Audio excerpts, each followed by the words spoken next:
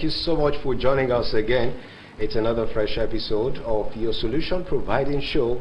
We call it Your Viewpoint. I am Rotimi Akintunde. This show is sponsored by Integrated Communication Services and of course designed to encourage moral values in our society and provide possible solutions to societal issues. Today, we're talking about healthy aging, and we should know that everybody has the right, the opportunity to live a long and healthy life, but then the environment we live in would either be harmful or be favorable to our health. And so we decided to talk about healthy aging today.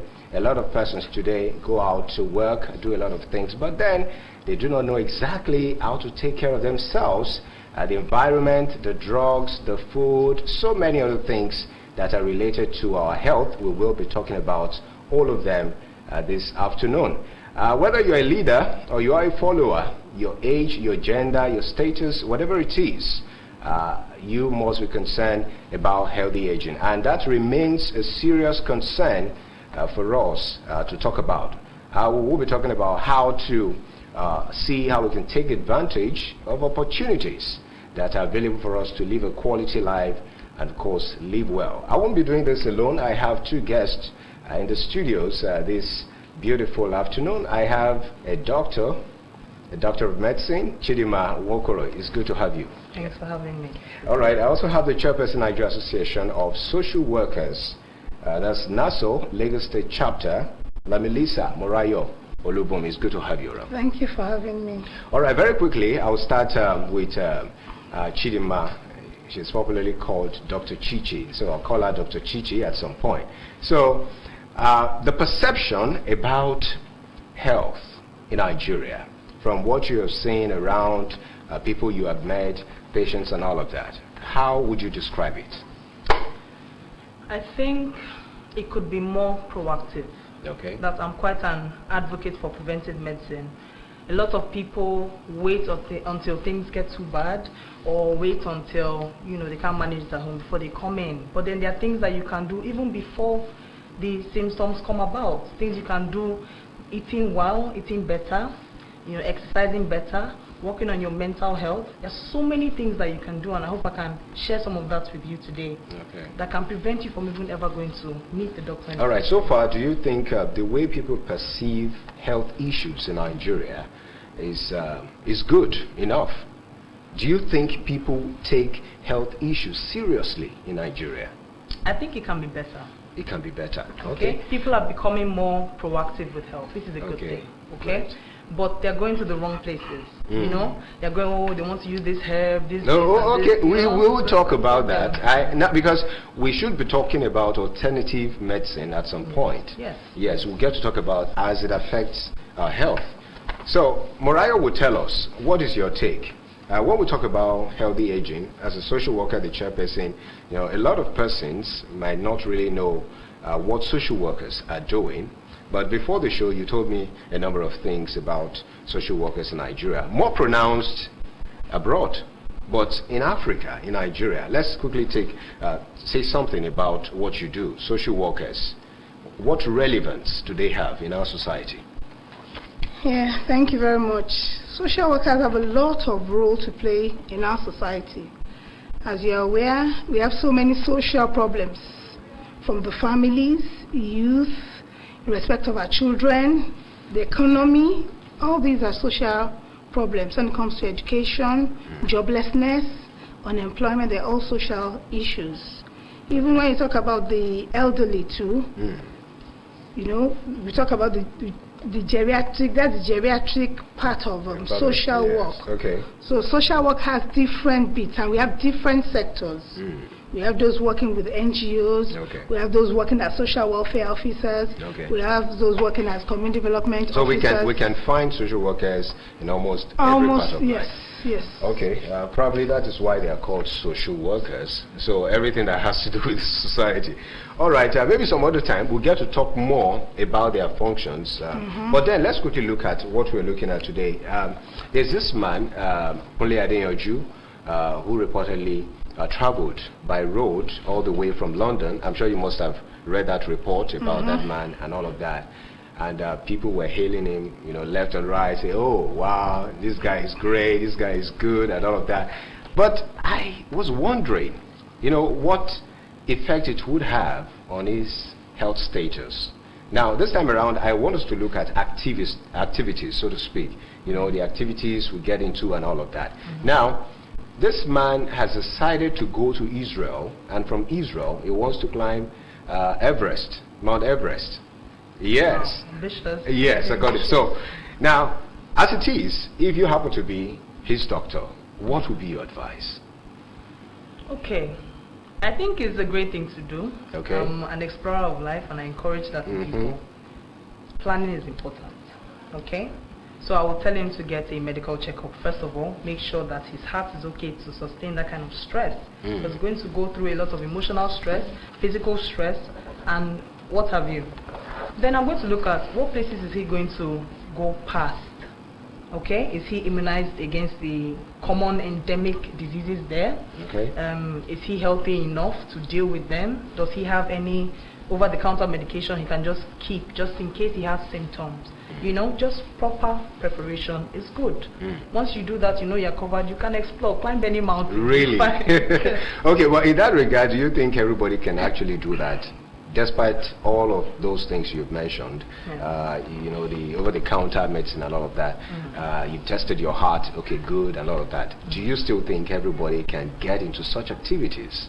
I don't think so, to be quite honest. Okay. Not to that all right, there's another story I would like you to react to. I would like Morayo to also talk about that. Now, there's something they call PCB. It's called polychlorinated biphenyl. It's usually called transformer oil. Yes, and there are reports that roadside vendors, people who fry foods and all of that, akara, plantain, people who love, all of these things, all of that, they get to buy stuff like that, and it is believed that, according to a report, that they use this oil, mixed with groundnut oil to cook, to fry food for people. However, I know the government is doing something about that, but as a social worker, what do you have to say to that? Yes, as social worker, I think all we need is sensitization. Okay. People must know about this. If they don't know about this, if they don't know the health hazard it constitutes, they will not stop, or they will not find an alternative. So they need to know, we need to sensitize them, we need to educate them, then there has to be advocacy. Even those who fry them, they need to be sensitized. We need to educate them on what health hazard it constitutes. So basically, people do many things out of ignorance. Ignorance, or maybe out of poverty? Yeah, not everything is poverty. Not everything is poverty. Yes. Because sometimes when you are frying all of those things, you never can tell. Your child might just pick out of those things and eat. Yeah, so it can also affect. So not necessarily out of poverty, but out of ignorance. Ignorance, like more of ignorance. Okay, as a doctor, what hazards do you think it portends when you use such, something that comes from a machine, so to speak? Something that's for a machine, not for human consumption. Maybe because it looks like groundnut oil and nobody would know. And maybe somehow they've taken it at some point and it doesn't affect them in any way. What's your take?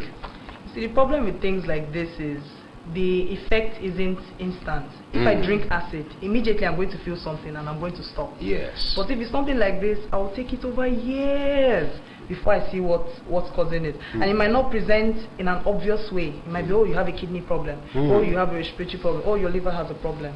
Do you understand? So it's something that people might not see that problem. It's just silently causing death, silently reducing the span of life. So I think, like she said, she raised some important points. Education is key. It's key. Let these people know how harmful it is. Let the government ask themselves, why are people going to use this to prepare the food? What can we do for them? Is there something we can subsidize for them? Is there something we can provide for them so that they prepare the food in a healthier way? All right, and that will take us to environmental issues, how it does affect our health. Looking away from the vendors and all of that, environmental issues, dirty environment. Today we still see a lot of places filled with dirt, waste and all of that. What is your take? As a social worker, what is your association doing, to see how we can be free from an environment like this? Is there something you can do, your association can do to contribute? You start with your immediate environment. Fantastic. What we have to identify what problems there are before we provide solutions. You might be living in VI, I might be living at Ajegule. So we have different areas and their peculiarities. So the area and its peculiarities will determine how we can actually come in. We have PSP. We have people who are converting waste to wealth. We can go on advocacy. There has been education concerning that. There has been sensitization concerning that. Not with social workers, but we have had programs at the community levels before that has to do with converting waste to wealth. Your pure water nylon, your, what is it called? Even now it's ongoing. You can pick up plastics, you take them, you sell them for I don't know how much. They sell them in grammage. So for all of these things, all we need is sensitization, continuous sensitization and advocacy. But you start with your own environment. So basically, you're looking at the fact that people are not so sensitized, so to speak. That is why usually they don't want to take care of the environment. What is your take? What effects can, there was a time during COVID-19 we were talking about hand washing and all of that. Yes. To what extent can these environmental issues, still talking about hand washing as part of what we should be doing, to what extent will these things will have effect on our health system, on our health generally as a people? Some people just feel, okay, little dirt may not mean anything. They just want to throw away stuffs around them. Yes. I like that you mentioned the hand washing thing. Okay. Statistically, the prevalence of flus in the world has gone down dramatically. The amount of people that get the common cold, different viruses, have gone down just because of hand washing and nose masks. So, thinking about things like that, when you create healthy habits, you can wipe out so many problems in your life. What are healthy habits? Let's start from there. Okay, so healthy habits are just things that you do regularly. Okay? You start them off. You do them, you can do it maybe once a day, twice a day, whatever, and it becomes a part of you. It becomes a part of your daily living. And then it's not such a burden anymore. That's the beauty of habits. You start them, maybe it's something that you do, you jog every day. And then before you know it, it just becomes a part of you. It doesn't stress you, it doesn't take out of your day. Your whole life goes around it. But then it's feeding you, it's helping you, it's keeping you healthy. Things like that. So environmental habits, starting them young and early, I think it goes a long way. Okay, I'd like you to emphasize more on the healthy habits. Apart from hand washing, which is usually focused on by most organizations, big international bodies and all of that, what again should people do to live healthy? Okay, all right. So I like to talk to my patients a lot about things like this. Okay, there are 3 areas I like you to look at. One is healthy eating, healthy exercise habits, and healthy mental health habits. When it comes to something like healthy eating, it can be so basic. Reduce the amount of salt in your food. Try and eat more food that you cook yourself. Remove soda, Coke, Fanta, Sprite. No. Well, I wouldn't want you to talk about let me know. Okay, yes. You don't have to mention brands, because all these brands, of course, some people believe they have great things they do. Yes. So we are not just going to talk about, we just want to look at, some people call them soft drinks. Okay, yes. And all of that. Yes, okay. Yeah, and then drinking more water. We've seen some doctors that would advise you to take a bottle of soft drink. All right, they will ask you to take it, and as a result of what they call, is it hypotension? Is it because of hypotension? Hypoglycemia. Okay, you are going to talk about that, but we need to go on this break. After this break, you are going to be talking about at some point sugar intake. Yes, in terms that's going to come under healthy eating and all of that. So we're going to look, what amount are you supposed to take, what amount are you not supposed, reasons you should take all of that. We'll go on this break and we will be back. Now, on this break, we will be talking about pre-wedding pictures for those who want to get married this Saturday, or you want to get married soon or later, whatever it is. If you're still going to fall in love, you're still going to get married someday, I think you should see this short clip, and we will be back. Go nowhere.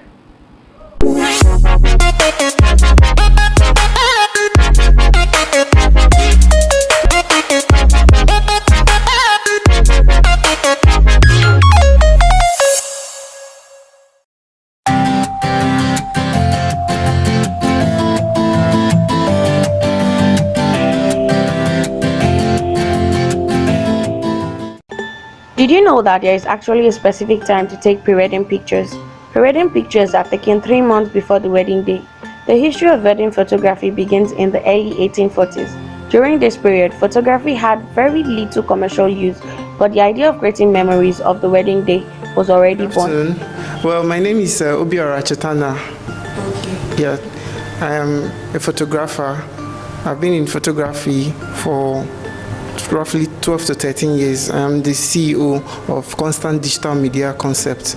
Well, to me, the importance of pre-wedding pictures is the couple to stand out, the couple to be unique on their own. So to me, the importance of pre-wedding is just for them to see that we are also following the trend of what is going on in the digital world now. So the importance is like the couple, they want to do the best to show off that we are getting ready to get married. Well, a lot of things. Like for me, the first pre-wedding shot I did, it was awesome. I did in different locations. Like the one that wowed me most is the one I did in the sea. The couple, I took them to Takwa Bay side. Then the wife was inside the boat, and then the husband was outside. We were staying on almost on the edge of the boat. So we took the shot, and when we posted it, people was like, "Wow, how did it happen?" So that was a very new trend, and also we did it in different locations. So to me, that trend was quite okay because it's something that people are not doing. So for you to have a good trend, you have to do what others have not done. Yes, the importance of that pre-wedding is for souvenirs, because people do it to use it to prepare their souvenirs. They use it to prepare their banners, their albums, like all these design on cups, on mugs, on throw pillow, and all that. So I think the importance is basically pointing hand on the souvenirs. Okay. Yes, the poses, the location is key. If you have a good location, like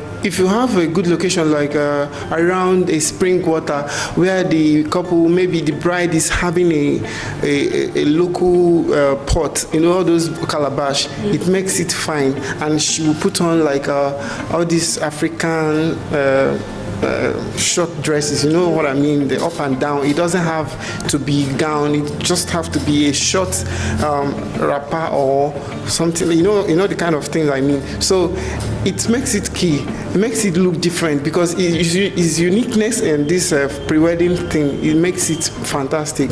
So, and also the location is also good. If you have a good location, if you go to many, some people go to zoo to shoot with animal, and maybe the husband is looking at the animal, and the wife is appreciating the husband, or the husband is appreciating the wife. And also some people go to the hotel, in a bar, in a beer parlor. It depends on what you and the photographers, the couple and the photographers have in mind to achieve. Actually, in photography, everything in photography is key about creativity. So when you are creative in going to different areas that people have not gone to, it makes it wonderful. If you think of going to zoo will be fine. Maybe you're riding a horse and your wife is holding the horse, and the husband is on the horse and the wife is holding it, or interchanged. So it makes it key, because not everybody will love to do that. So it's different opinions of photographers to do. Pre-wedding shoots have become a tradition for the modern day couple, and you should not be left out of this trend.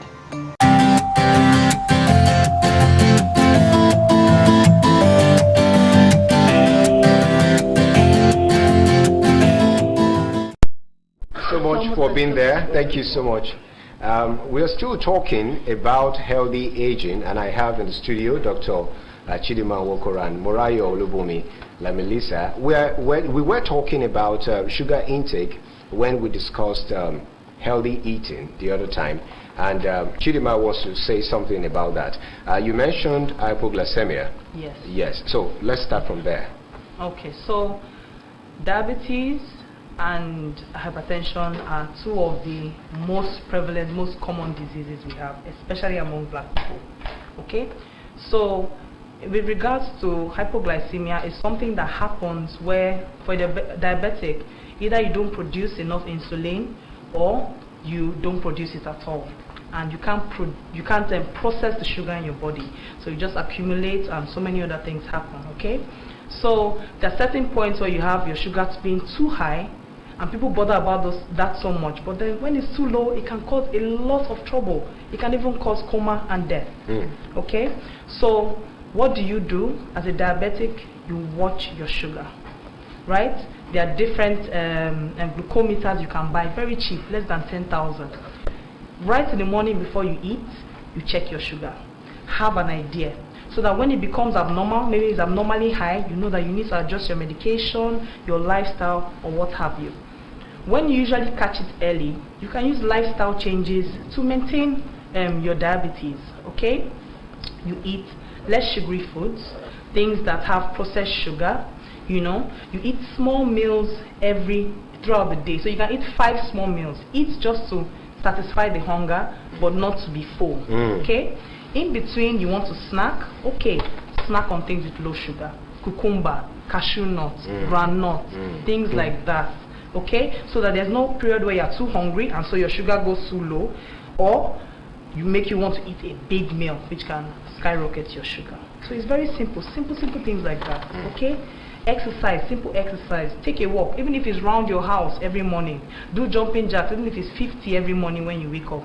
Little things like that can help you having healthy. All right, thank you so much, Doctor. We are still going to come back to some other things you mentioned. Take, for instance, some people that are not diabetic.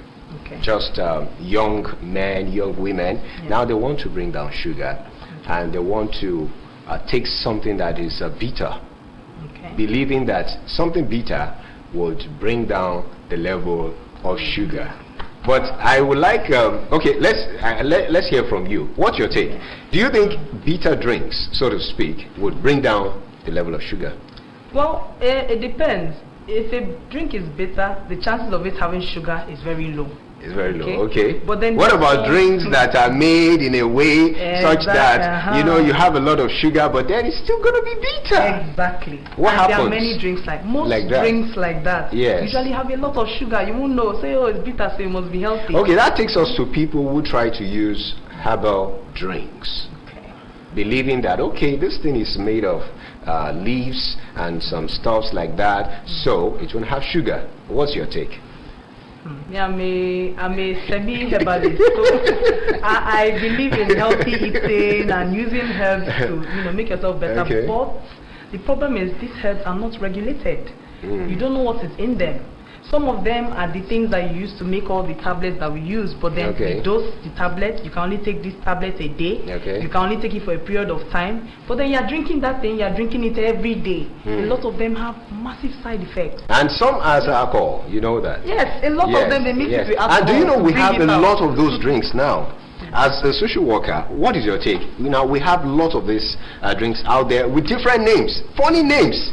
do this, scatter this, scatter that, get into whatever it is.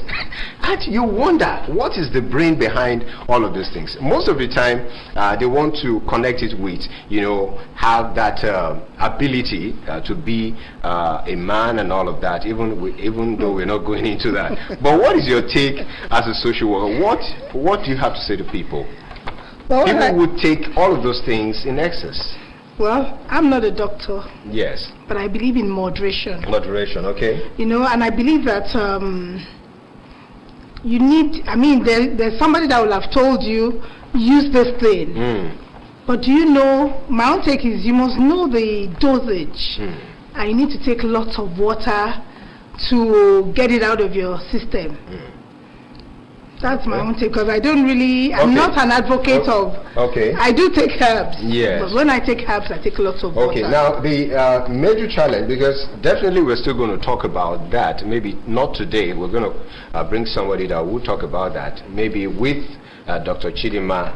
I don't know what's going to happen, but I know why she's saying that, okay, some of these drinks are not regulated. I know the other person may have some other point. But then, let's talk about self-medication. Because you talked about moderation, and that takes us to people thinking, some adults, maybe as a result of culture and all of that, they believe, okay, if you take this amount of drink, if you take this amount of stuff somewhere, you can just pluck some things, put them together. It's going to reduce your sugar, it's going to boost your hormones, it's going to do this and all of that. As a doctor, what's your take? This is actually a problem for us in healthcare. Okay, I have a lot of patients that come in with problems with overdose or complication of, like some of these herbs, for example. Some of them can increase bleeding. If you have ulcers, it can be bad for you. Some of them affect your kidneys. Some of them affect your liver. Okay, and even people take prescribed medication. They take it by themselves. I had this patient once that she came in. She was a diabetic. Okay, she saw the symptoms. Her friend, who was also a diabetic, said, oh, okay, just be taking this, you'll be fine. That drug is specifically for that person. Now you have someone else taking it. All the side effects is not calibrated to them. All sorts of things, and it could be very dangerous. Doctors are your friends. Come to us. All right. Okay, there's this vox pop. People on the street talked about why people don't do medical checkup, because we're still going to talk about that. Now, there's this issue with doctors. They believe that, okay, I have to spend money, I have to buy this and all of that, I have to, consultation and all of that. So people decide to become consultants for themselves. What is your take before I go to doctor? My take is that, I know that the Lagos government, for example, has a health insurance scheme. Okay. I think doctor and other doctors should just, sensitize patients. They might not be in hospitals, but I sensitize people on the need to tap into the Lagos health insurance scheme. Okay, you're going to pay for that? That's an advertisement. No. Okay, sorry. You asked me a question, and I thought that's the best way to answer all right, because healthcare is expensive. Okay. But to a large extent, I know that is... For people who cannot afford some other packages, they can take advantage of that. All right. We're going to be talking about sport. Now, the other time, you mentioned about 3 things, your eating habits, then you mentioned some other things like that, then exercise and all of that. What do you want to say about exercise? Okay, so I like to keep it simple and sustainable. Okay. Because the problem is a lot of people want results now. They want impact now. Exactly. Really especially men. They want to have immediately, and they go through extreme measures to achieve that. The problem is it's not sustainable. Okay. So apart from being sustainable, what about professionalism? Instructors. What's the role of instructors in getting into exercises? Oh, I think they're very important too. I'm a doctor. I still have an instructor. In fact, I saw that instructor yesterday morning before I went to work. Okay. Just make sure that instructor is trained, actually trained in the practice of physiology. They actually know what they're doing, because if they are not, they can harm you. And you won't realize you're having all sorts of pains, you don't know where it's coming from, because they want to satisfy that urge of you wanting something immediately. They do all these extreme things, and you can hurt yourself. All right, we are going to be taking your calls and messages. The numbers will be shown on your screen. You can also drop your comment on our social media platforms at Your Viewpoint on Twitter, Instagram, Facebook. We're still talking about healthy aging, and I'm still talking with Chidima Nwokoro, Doctor of Medicine, and of course Lamelisa Morayo Olubumi. We've been talking about healthy aging, talking about a lot of things here, drugs that people take. Now, I'd like you to talk about drugs now. At the time, the government was against, roadside drug sellers and all of that. Yes, and we still have some people that still do that. Now, is there a way, how do you determine what is original, so to speak, the right drug to use? It's a society whereby, people just want to make money, and as a result of that, they get into all sort of things, producing whatever it is. As long as, even the OTC, you understand what I mean? Yes. Yeah, people just, looks like people can just produce it anytime, anywhere. Yeah. What's your take, and what effect would it have on people? It's actually a major problem, okay? Drugs coming from all over the world that are expired. You have people, businessmen that go, for example, I might want to get a drug at 50 milligrams, for example. Okay. All right. They go to a company. The company produces the active ingredient at just 2 milligrams, and then put all sorts of placebos to bake it up, and you serve it as a 50 milligram drug. Wow. I go and prescribe that drug. You go and buy it from the pharmacy, and they're actually getting just 2 milligrams. If you're a diabetic hypertensive, you think you're treating your this thing. If you're not doing checkups, you will go for a long time still having those issues, and then you won't know until the complications are there. Wow. All right. The expired drugs is a problem too. Sometimes they alter the expiration date, and that's a big problem. So I think the regulatory bodies of this medication need to step up. Okay, the people that control the import of such drugs need to make sure that they are getting quality drugs for Nigerians, because it affects all of us. Okay, it puts a strain on the medical system, it puts a strain on the government as well. All right, we're still talking about healthy aging. Let's look at surgeries. Today we have a lot of persons, that even serve as role models, so to speak. There's something they call liposuction. Yes, and some other things like that. People want to look beautiful, and so beautiful that people will spend all the money in the world on them. What is your take? What is your take about surgeries? Well, if surgeries are recommended, there's nothing wrong with surgeries. Okay. On one hand. On one hand. Yes. On the other hand, you must at least seek advice before you go for any kind of surgery.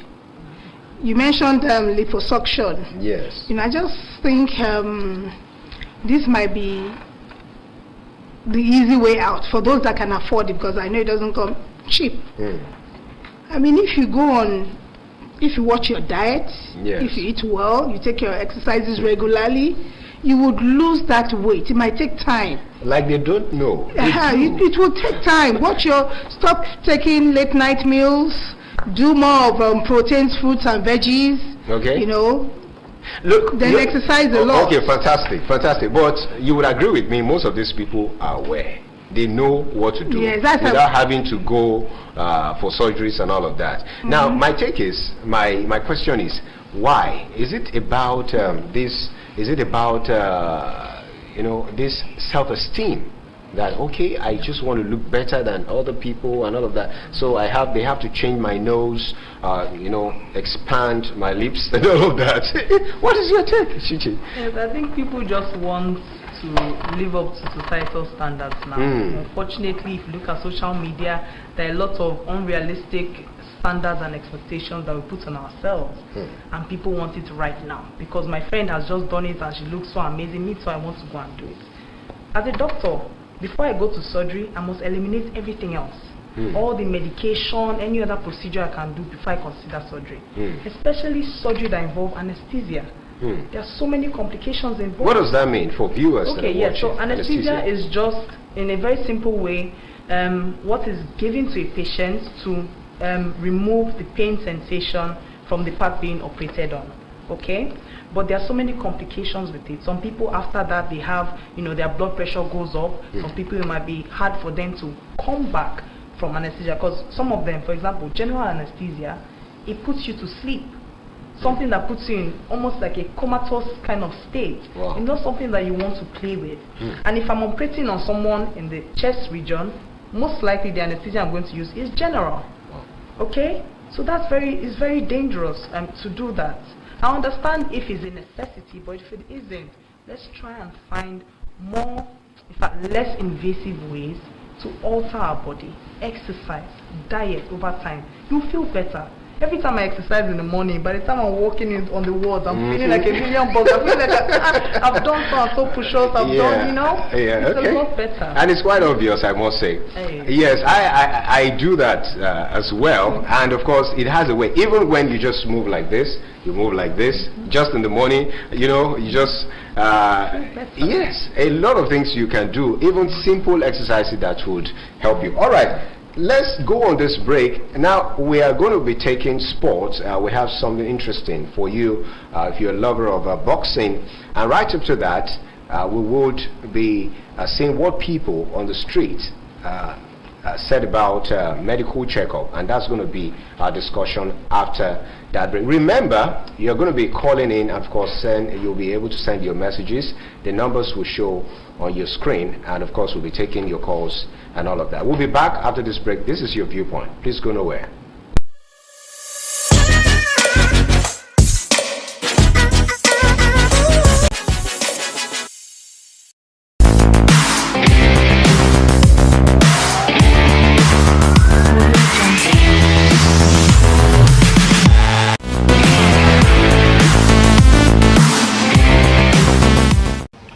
Boxing is a notable sport in Nigeria and in recent years have grown to become a franchise.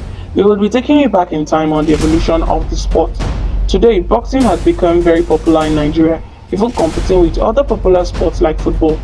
The Nigerian Boxing Federation is charged with overseeing boxing in Nigeria and other organizations that promote boxing, including the Nigerian Amateur Boxing Association and the Nigerian Boxing Board of Control. All those bodies are seriously working on early talent acquisition, nurturing and promoting young Nigerian boxers to the spotlight. At the point of gaining independence, Nigeria was in the forefront of economic and political stability. Things looked promising in the sport of boxing. Nigeria had produced 2 Commonwealth boxing champions, Dick Tiger and Hogan Bassi, both undisputed world champions, Tiger at middle and light heavyweight and Bassi at featherweight. Amazingly, during the 1940s and 1950s, Bassi and Tiger are among the hundreds of Nigerian-born boxers who made their names in boxing halls and arenas of the British Isle. However, in the early 1960s and 1970s, sporting policy slowed down a bit of progress made by discouraging amateur fighters from entering the professional ranks, which would have made a big impact if only amateur boxers were allowed to turn professional at an early age. Despite all this, Nigerian boxing progress was undisputed and continued to be felt around the world, with several up-and-coming boxers making their debut into the boxing world like Dele Jonathan, who defeated future world champion Jim Watt of Scotland for the Commonwealth lightweight title in the middle 1970s, and Henry Akinwande and Herbie Hyde, who both held WBO heavyweight title. Ibe Abuchi, nicknamed the President, defeated Chris Pride, a world champion, in 5 rounds and in 12 rounds defeated the intimidating David Tua in a highly exciting match which had a good number of punches thrown. Over the years, Nigeria continued to produce very talented boxers such as Ahmed Sadiq, Akiyemi Laleye, David Defiagbon and Benga Olokun, to name a few who were heavyweights, cruiserweights, lightweights and featherweights. Nigerian boxers have held their own game in international boxing competitions, and this success can be attributed to the role that indigenous boxing and wrestling played in the culture of Nigeria. Dambe is a rugged and striking sport that utilizes fists, feet and head.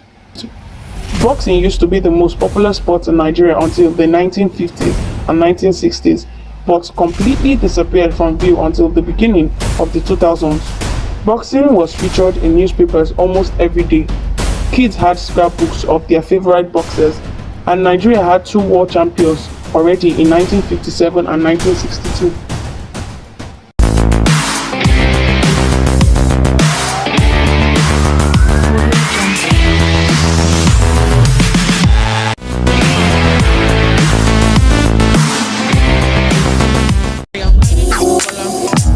My name is Virginia. Every summer we drink. There are so many reasons involved. One of them is because they are not intimated. They don't have knowledge about the importance of regular medical checkup. And another one is their financial capacity. Because of the way the country is, a lot of people are really undergoing through so much financial stress that what's the end is not able to carry them, not to talk of the going for medical checkup. And for those of them that are lettered, that knows about it, most people put up a kind of lackadaisical attitude. They don't care about their health. They think they are too busy, especially in Lagos. Somebody once said something that in Lagos, that is people in Lagos that wakes the cock up, but in other states that the cock wake them up. So you can imagine all of that. So for me, I think these few things contribute to a lot of people not going for their medical. So what do you think is the way forward? The way forward is we should intimate people. When they say knowledge is power, when people know the importance of going for medical regular checkup, they'll be able to do it. They are really not enlightened. They don't know that they should go for medical checkup, and they're also looking at the cost. Nigeria is already hard. To make money to feed alone is hard. So by the time you're looking at going to pay maybe 20,000-25,000 to see a specialist, you'll be feeling like that's too much. Okay, so what do you think the solution? What do you think is the solution or the way forward? I think they should enlighten people, like traders. There should be some kind of an enlightenment program to let them know that it's good. Self-medication isn't very good. They should just try as much as possible. There are government hospitals, there are general hospitals, there are federal government hospitals. They should use those ones. They are not as expensive as private hospitals, I think. Well, most Nigerians, let me just say average Nigerians, most of them, they are ignorant of this, like going for medical checkup, because they believe everything is normal. And most people, they go like they do self-medication and all that stuff. But I believe it's better to go for a medical checkup time to time, so that you can know your body position and your health issue, so as to tackle whatsoever issue you have on time. Most people, they will go about praying and doing and ignoring the medical aspect of their health, which is not advisable. It's not good enough. They don't go because our Nigerian mentality, we believe when you go, the sickness you don't have, the doctors will find it in your body. So this is one thing. And an average Nigerian does not have that money to go for, But do you advise that people should go for regular medical? Of course. This to know our health status and all. Yes, we should. Some people that don't have money, some if they are sick because of money, they cannot say somebody near them say I'm sick because they don't have money. And some people, they don't have money to go to hospital. Some people feel, let me take Abo because I don't have money. That is some people problem. My name is Virginia. Every summer we drink. Welcome back. Thank you so much for being there. We're still talking about healthy aging. This is your viewpoint. I still have Dr. Chichi in the studio and Lamelisa Morayo Olubimi. She's the chairperson, Nigeria Association of Social Workers, Lagos State Chapter. And we're still talking about a number of things people do that are not good for their health. And those who just spoke, I'm talking about the Vox Pop, a number of them, somebody even mentioned the issue of money. Can money be a reason why people don't want to go for a checkup? Yes. Money is the reason why people don't go for checkup. Money is the reason why people But is that a good reason anyway? No. Okay. I what know should it's happen? very understandable. Okay? We live in hard times, and then not all fingers are equal. But then I always tell my patients, think of the little money you're paying now compared to the money you pay if you don't treat your thing now. Okay, if you leave it to the point where you need surgery or some major test, or you're having issues back to back to back, that difference is significant. Okay. I always go to hypertension and diabetes because it's one of the most common things in Nigeria. Okay, you're not taking your medication because it's pricey. It costs a couple thousand every week. And then you get to the point where you need surgery. You need to replace a heart valve, and you're going into millions, right? That's even more risky for you.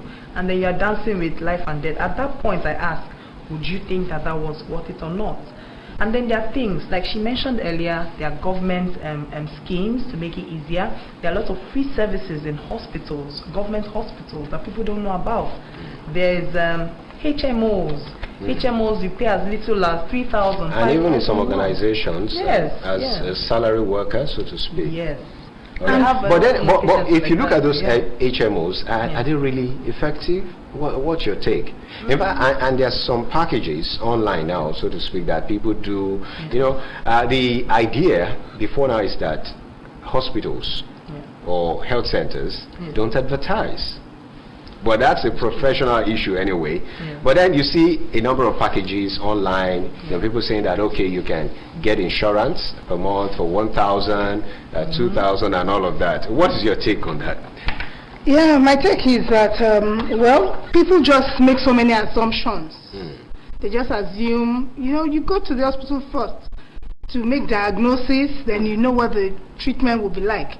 But people are so scared because of the economic situation to even visit the hospital because they assume they are going to pay through their nose. Okay. But is it that we don't have hospitals that surcharge, so to speak? What's your take? But for the elderly, you have this. They don't pay the same rate as everybody does. They give them preference. Yes. Even before the insurance scheme came on board. Okay. They give them preference. There are many things that they surcharge for them. All right. You can send in your SMS to the number showing on your screen. Now let's quickly talk about bleaching, in quotes. Maybe there's a professional name for that, a jargon, a technical name for that. What's your take? Does it have a name? No, just bleaching. Bleaching is bleaching. All right.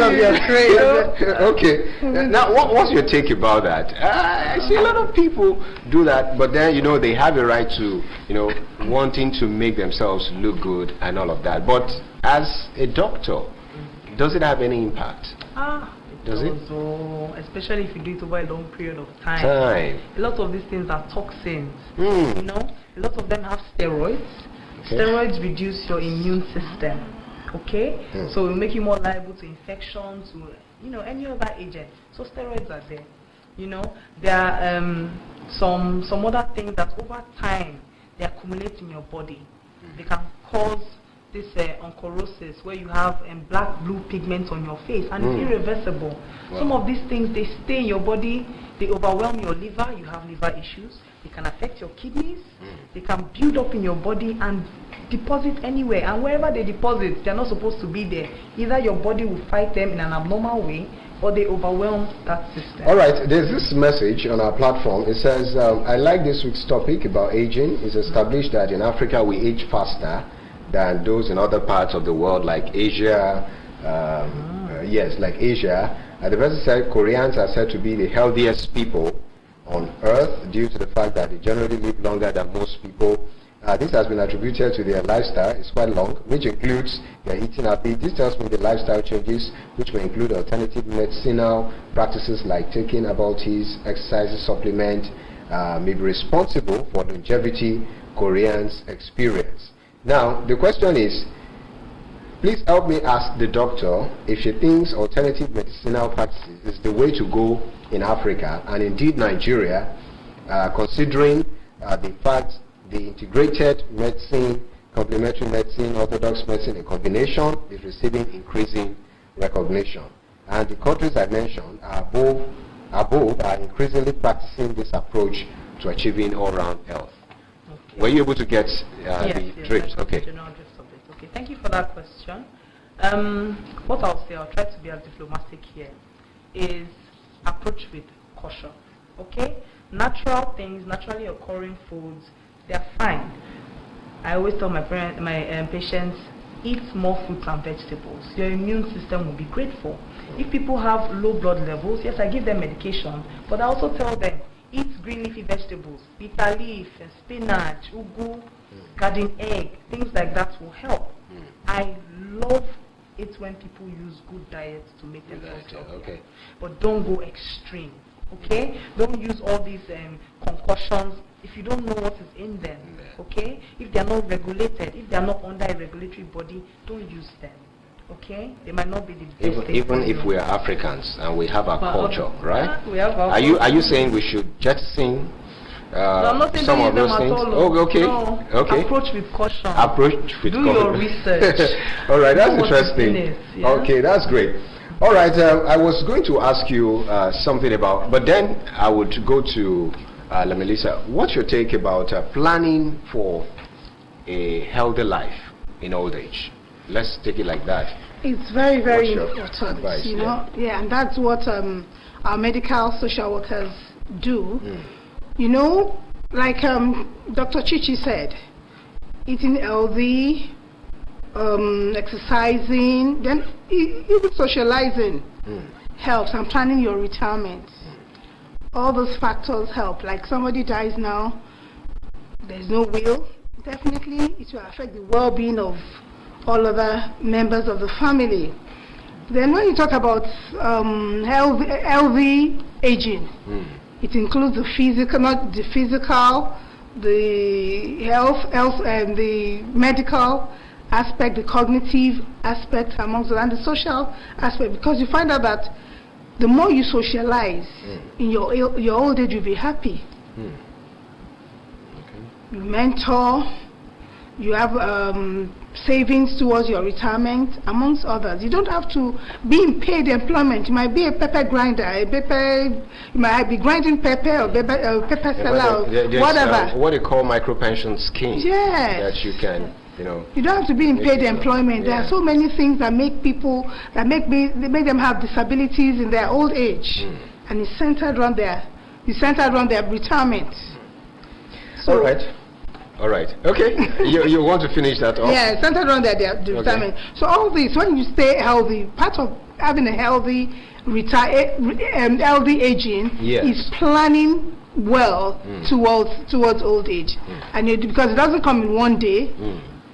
It comes gradually. You know that by 60, what you're doing at 40, what you're doing at 35, you cannot necessarily do at 60. Okay. So planning does a lot. It's key. At 40, you can have your will written. Nobody's saying you're going to die early. All right. But planning. Okay, that's another topic entirely. By the time we'll talk about that, we would, of course, bring a lawyer to discuss that with us.